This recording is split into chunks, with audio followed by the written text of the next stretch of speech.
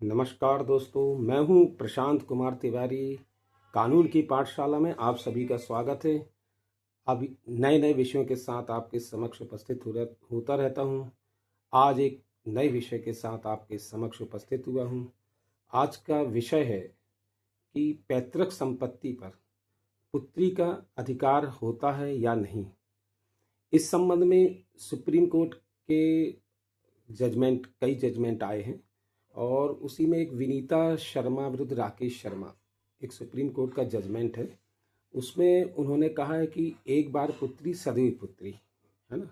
मतलब जो बेटी होती है शादी के बाद भी बेटी ही कहलाएगी, ऐसा उस जजमेंट कहा गया है। और इसी तरह का हम देखते हैं कि हिंदू उत्तराधिकार अधिनियम, ठीक है, हिंदू उत्तराधिकार अधिनियम में संशोधन किया गया, है ना। और सुप्रीम कोर्ट ने उसमें कहा, है ना, वर्ष 2005 में यह संशोधन किया गया था।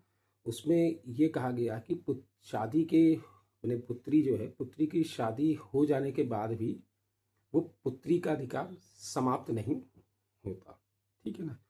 तो ये वर्ष 2005 में जो संशोधन हुआ, तो इससे हम ये समझते हैं कि जो पैतृक संपत्ति होती है उस पर शादी के बाद भी पुत्री का पुत्र के समान बराबर का अधिकार होता है, ठीक है ना।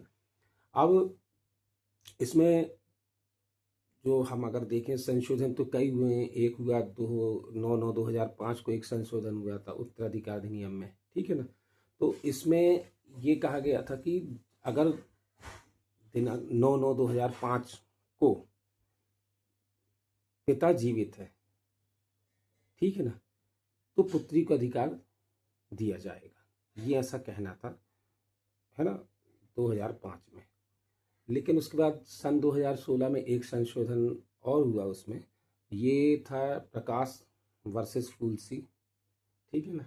इसमें भी स्पष्ट किया गया था कि पिता का जीवित होना इसमें जरूरी है। इसी तरीके से एक और सुप्रीम कोर्ट का जो डीबी का वर्ष 2018 में एक जजमेंट आया था, धनम्मा विरुद्ध अमर, ये भी सुप्रीम कोर्ट की डीबी बेंच का था, ठीक है ना। इसमें संशोधन है कि 9 सितंबर, मतलब जो 9 सितंबर 2005 के पूर्व अगर पिता की मृत्यु हुई है तब भी पुत्री का अधिकार रहेगा। मतलब पहले ऐसा था कि अगर 2005 के पहले, 9 सितंबर 2005 के पहले अगर पिता की मृत्यु हो गई है तो फिर अधिकार समाप्त माना जाता था, है ना। फिर उसी में उन्होंने संशोधन किया कि 9 सितंबर 2005 को पूर्व भी पिता की मृत्यु हुई है तब भी पुत्री का अधिकार पैतृक संपत्ति पर रहेगा, ठीक है ना। और इसमें एक चीज़ और है कि दिनांक 20/12/2014 के पूर्व जो भी संपत्ति का विभाजन हुआ है उस पर यह संशोधन लागू नहीं होगा, ये भी स्पष्ट किया गया है, ठीक है ना।